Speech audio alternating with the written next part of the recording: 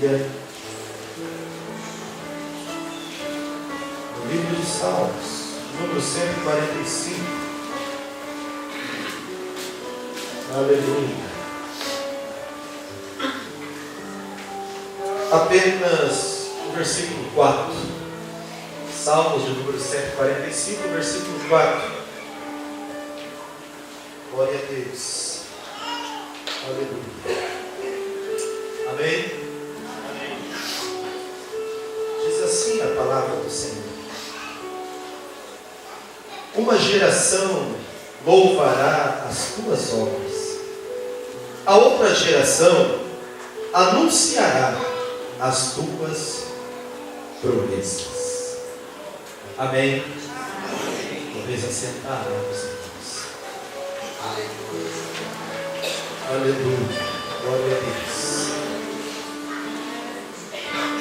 O Salmo de número 145, o Salmo de Davi sendo mais um. Aqui nós observamos que ele começa a falar das maravilhas, da grandeza de Deus. Nós vemos que o salmista começa a apresentar um Deus que é forte, um Deus que é poderoso, um Deus que é grande, um Deus que tem feito maravilhas. E aqui nós vemos que ele anuncia, falando a respeito de geração. Quando fala de geração, nós vemos que ele disse sobre duas gerações. A palavra do Senhor nos diz que uma geração, nós vemos que ela vai de 80 anos. E nós sabemos que hoje nós estamos diante de uma geração aqui, aqueles que, quem sabe, ainda não alcançaram os seus 80 anos, e aqueles que já estão com os seus 20 anos acima, fazem parte da mesma geração que essa. Mas quando nós vemos o salmista falar a respeito da geração, ele disse assim que uma geração, ela vai louvar as obras, as maravilhas, as grandezas de Deus. E a outra geração, ela vai anunciar as suas proezas. A outra geração vai continuar, a outra geração vai falar do amor de Deus, vai falar das maravilhas. Mas algo me chamou a atenção quando eu estava meditando nesse texto, para nós estarmos compartilhando com a igreja nesta noite. Porque nós estamos em meio a uma geração, e eu falo sem sombra de dúvida, uma geração que precisa conhecer a Deus. Nós estamos vivendo numa geração que precisa conhecer a Deus. Geração essa que nós estamos vendo à nossa volta o que está acontecendo. Quando você abre as redes sociais, as notícias, de ontem para hoje, Guaíra já levou outro choque. Algo que você diz, que tristeza o que aconteceu. E quando nós observamos isso, você diz: o que leva alguém a fazer isso? Eu tenho a resposta: é falta de conhecer Deus. Uma geração que precisa conhecer a Deus. Quando eu olho no livro de Atos, no capítulo 17, o verso 23, a Bíblia diz que Paulo, ele entra numa cidade chamada Atenas. Essa cidade era a cidade mais culta do mundo. Na sua época, tinha grandes filósofos que são conhecidos ainda hoje. As suas histórias, os seus registros, ainda muitos conhecem hoje. Filósofos esses como Sócrates, Platão, filósofos esses como Aristóteles. E quando nós observamos para esta cidade chamada Atena, lá no capítulo 17, o verso 23, Paulo entra. E Paulo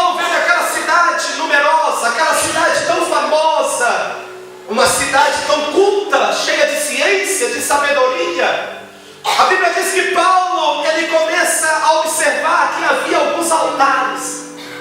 E a história nos traz o número de altares que havia nesta cidade. Era uma cidade culta, mas uma cidade muito idólatra. Uma cidade que, segundo a história, ela tinha mais de 30.000 altares. E Paulo, ao caminhar pelas ruas, ele começa a observar cada altar. E ele viu que cada altar tinha ali o seu Deus, a sua imagem. Mas ele observou que quando ele chegou diante de um altar, ele viu que não tinha nenhuma imagem. Só havia uma frase escrita: ao Deus desconhecido. Quando Paulo viu isso, ele que estava esperando uma oportunidade para poder falar com os atenienses, Paulo então, ele se apegou naquele altar que era o Deus desconhecido. Mas antes de eu passar aqui, para que você não pensa que aquele altar que os atenienses levantou, chamado ao Deus desconhecido, era o Deus dos hebreus, o Deus de Paulo, o Deus de Israel. Não. É porque os atenienses, eles, para tudo, eles tinham um Deus. E para eles, como tinha 30.000 altares, eles acreditavam que o mar tinha o seu Deus, que o fogo tinha o seu Deus, que a água, o ar tinha o seu Deus, a natureza, os animais, tudo, para tudo, ele tinha um Deus. Era 30.000 altares, os irmãos podem ver aqui. E então os atenienses, eles tinham sua crença que os deuses eram vingativos. E ali eles ofereciam sacrifícios naqueles 30.000 altares. Mas eles, com medo de esquecer algum Deus e a cidade sofrer por causa disso, a crença dos atenienses era essa. Eles, com medo de esquecer de algum Deus, em que todos que eles numerou, Deus da água, do mar, do fogo, do ar, dos animais, da plantação, de tudo, com medo de esquecer de algum Deus, o que eles fez? Eles levantaram um altar e disseram: esse vai ser para o desconhecido. Por se porventura nós estivermos esquecendo dele, nós estamos oferecendo aqui para ele, é para o desconhecido. E a Bíblia diz que Paulo, então, quando ele olha para aquele Deus desconhecido, Paulo aproveita e começa a pregar para eles, dizendo: esse Deus desconhecido aqui, que vocês não conhecem, é sobre esse que eu quero falar. E Paulo começa a falar das grandezas do Deus forte, o Deus poderoso, o Deus de Israel, o nosso Deus que nós estamos servindo aqui, o nosso Deus que nós estamos adorando aqui. Paulo começa a falar, começa a pregar para eles, e começa a dizer: é um Deus que nós somos capazes de morrer por ele, um Deus que nós acreditamos, que nós servimos e que nós temos ele no nosso coração, na nossa vida, de forma que, se alguém pedir para negarmos a ele, nós não fazemos isso, nós morremos por ele. Por quê? Porque Paulo estava falando agora de um Deus que ele conhecia, de um Deus que ele tinha experiência, de um Deus que ele passou a ver, de um Deus que ele passou a relacionar-se com ele. Uma geração como a nossa, nós precisamos de conhecer a Deus. O grande desafio da nossa geração hoje é conhecer a Deus. Porque se você conhecer o Deus que você está servindo aqui nesta noite, não é qualquer vento que vai te balançar, não é qualquer prova que vai fazer você parar. E você sabe que não é bem assim. Nos dias de hoje, nós somos uns crentes dodóis. Falta de conhecer a Deus. Um testemunho ficou remoendo no meu coração nessa semana. E esse testemunho foi anunciado, já foi pregado esse testemunho, mas eu li ele essa semana e algo me chamou a atenção. De um pastor que mudou para um lugar onde o povo ali era comunista. E esse pastor tinha o seu filho, um menino de 12 anos. Esse menino, ao ingressar na escola, conhece um outro jovem de 13 anos. Esse outro jovem de 13 anos então faz amizade com ele. E ali não poderia falar de Deus, não poderia se pregar Deus como nós pregamos aqui.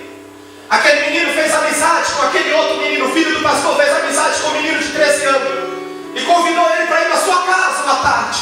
Quando ele passou na sua casa, ele começou a falar de Deus e estava tendo um culto doméstico na sua casa, entre quatro paredes, janela fechada, baixinho para ninguém escutar. Mas aquele menino de 13 anos, ele sentiu e viu o Deus que aquele pastor tinha, que aquela família tinha.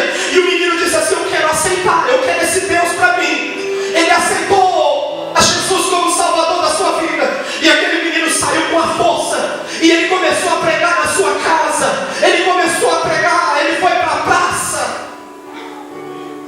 E a história diz que isso foi registrado. A história diz que quando ele começou a pregar nas praças, veio a milícia. E aqueles homens então pegaram aquele menino e disseram: vai embora para tua casa, menino. Você não tem nem idade para estar falando do que você não sabe. Você sabe que você não pode falar isso, principalmente em praça pública, mandando embora. Aquele menino volta e ele chega naquela praça e ele começa a falar: eu quero dizer para vocês que Jesus, ele te ama. Jesus quer salvar a vida de vocês. Ele morreu por vocês. E alguns paravam para ouvir. Alguns, o ser comunista dizia: esse menino está louco, olha o que ele está fazendo, a blasfêmia.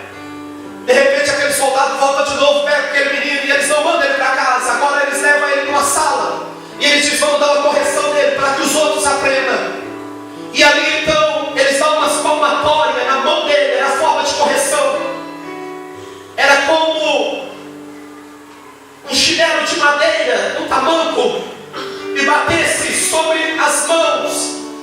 Aquele menino com suas mãos ardendo, ele sai dali e ele diz: eu quero ver se ele vai voltar. Aquele menino não voltou para sua casa dizendo: mãe, a minha mão está doendo, pai, a minha mão está doendo. O menino voltou para a praça e começou a pregar, começou a dizer: Jesus salva, Jesus ama vocês. O Jesus que eu conheci, o Jesus que eu conheci, Ele quer fazer milagre na vida de vocês. Eles pegaram aquele menino de novo, e nisso já estava fazendo um alvoroço naquela cidade, naquela praça, de forma que chegou até a presença do capitão. E para resumir, aquele capitão agora chega e diz: é essa criança que está fazendo tudo isso? Por que você já não tomou a decisão certa? Vocês sabem o jeito que nós tratamos aqui? Sabe que nós somos punho de fé? Aquele capitão olhou para ele e disse: menino, eu te dou uma chance. Diga que esse Jesus não é nada. Com teus lábios, confessa diante dos soldados que estão aqui. Aquele menino olhou para ele chorando, já tinha apunhado muito, as suas mãos doendo. Ele disse: Jesus Cristo é o Salvador da minha vida. Jesus Cristo é o Salvador da minha vida. Ele passou a conhecer esse Jesus. A história diz que aquele capitão, ele pega um alicate e vai sobre a língua do menino e diz: só há um jeito. E pega a ponta da língua do menino e com a sua navalha corta a língua do menino. O menino cai, já estava cheio de dor, as suas mãos, seus dedos todo quebrado. E o menino cai agora. E diz a história que ele, com o sangue que saía da sua boca, aquelas morfadas, os últimos suspiros que ele estava dando, ele escrevia na parede: vocês arrancaram a minha língua, mas não arrancaram Jesus do meu coração. E a história diz que o menino morreu ali. Daqui a pouco, aquele capitão olhando para isso disse: apaga essa palhaçada aí, soldado, vai, apaga isso aí. Daqui a pouco o soldado pega um balde d'água e com a esponja começa a limpar. E ele começou a arrancar, a limpar. Vocês arrancaram a minha língua, acabou a água. Ele molhava mais um pouquinho, mas não conseguiram arrancar. Acabou a água, molhou mais um pouquinho. E a última frase foi essa: Jesus no meu coração. Aquele capitão começou a olhar para o menino morto, sem vida no chão, e olhava para a última frase: Jesus no meu coração. O menino morto e a frase: Jesus no meu coração. Aquele capitão caiu de joelho e disse: me perdoa, menino. O menino já não tinha mais vida. Me perdoa, eu quero esse Jesus também.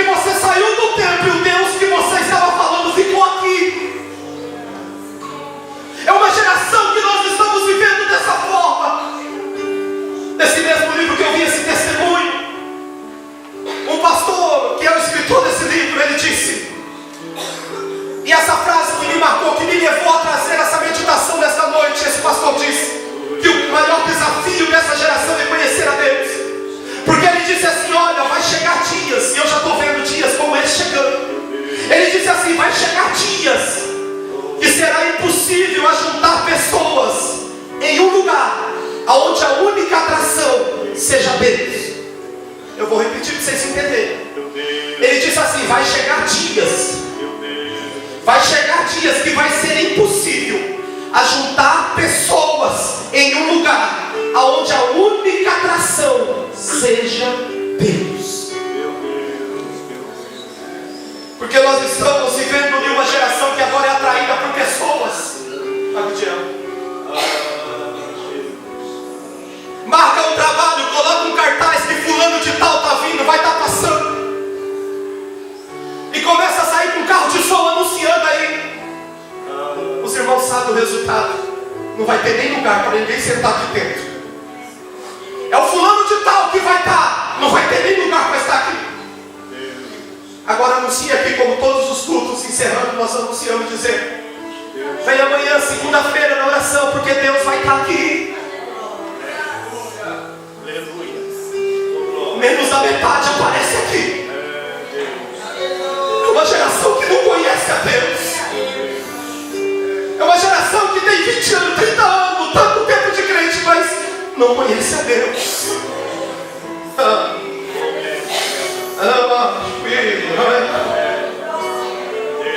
É uma geração que, por não conhecer a Deus, acha que pode enganar a Ele. É uma geração que aqui dentro está cantando, está chorando, mas durante a semana está fornicando, porque não conhece a Deus, acha que Ele não está vendo. É solteiro, mas quer viver uma vida como de casado, tendo relações sexuais, acha que Deus não está vendo.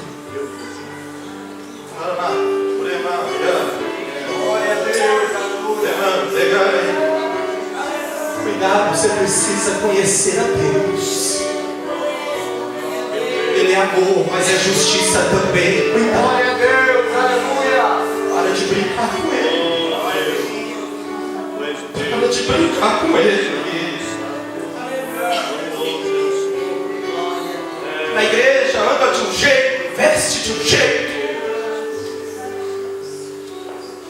A irmã fulano uma bênção, o irmão fulano uma bênção. Mas vai abrir o Facebook dela. De estampa lá, está quase pelado. Uma geração que precisa conhecer a Deus.